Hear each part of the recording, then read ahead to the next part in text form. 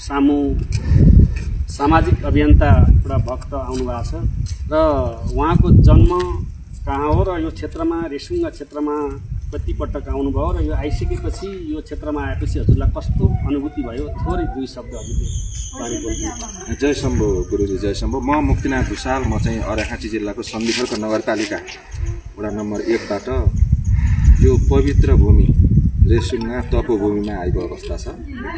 रेसुङ्गा तपोभूमि भनेको दुई चिजमा यो महत्त्व छ, धेरै चिजमा महत्त्व छ, विशेष गरी दुईवटा चिजमा लिन पर्ने हुन्छ। एउटा यो प्राकृतिक सौन्दर्यताले आफैमा भरिपूर्ण छ।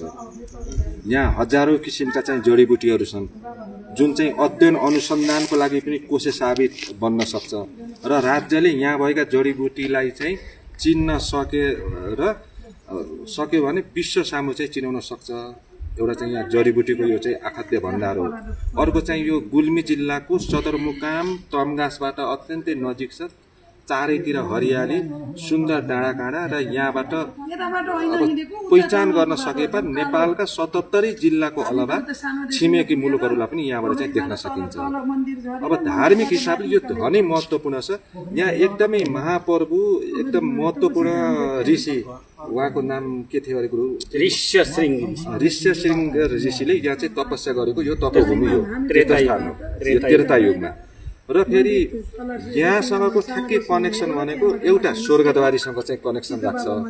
स्वर्गद्वारीमा चाहिँ जस्तै महाप्रभुले चाहिँ त्यहाँ तपस्या गर्नुभयो भने यहाँ अर्को चाहिँ फेरि अब चाहिँ शक्तिशाली चाहिँ ऋषिले चाहिँ तपस्या गर्नुभयो।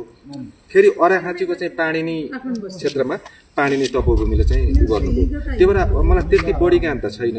धार्मिक ग्रन्थलाई चाहिँ अध्ययन गर्दाखेरि यो क्षेत्र भनेको एउटा धाम हो। यहाँ टेके पनि पवित्र भइन्छ। स्वास्थ्यको हिसाबले प्राकृतिक सौन्दर्यता आफैमा छँदैछ।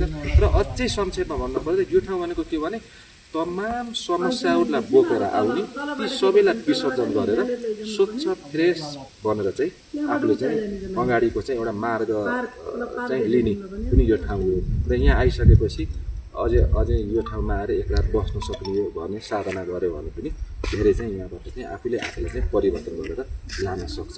त्यो गर्दा म चाहिँ यो सञ्जाल मार्फत म सम्पूर्ण भक्तजनहरूलाई के आग्रह गर्न चाहन्छु भने एकपटक गुल्मी जिल्लाको रेसुङ्गा डाँडामा चाहिँ, रेसुङ्गा डाँडो भन्नु चाहिँ सामान्य भाषामा भनिन्छ, तर यो तपोभूमिमा रेसुङ्गा तपोभूमिमा चाहिँ आउन म सबै भक्तजनहरूलाई आग्रह गर्न चाहन्छु। र यहाँ कुनै पनि कठिनाइ छैन।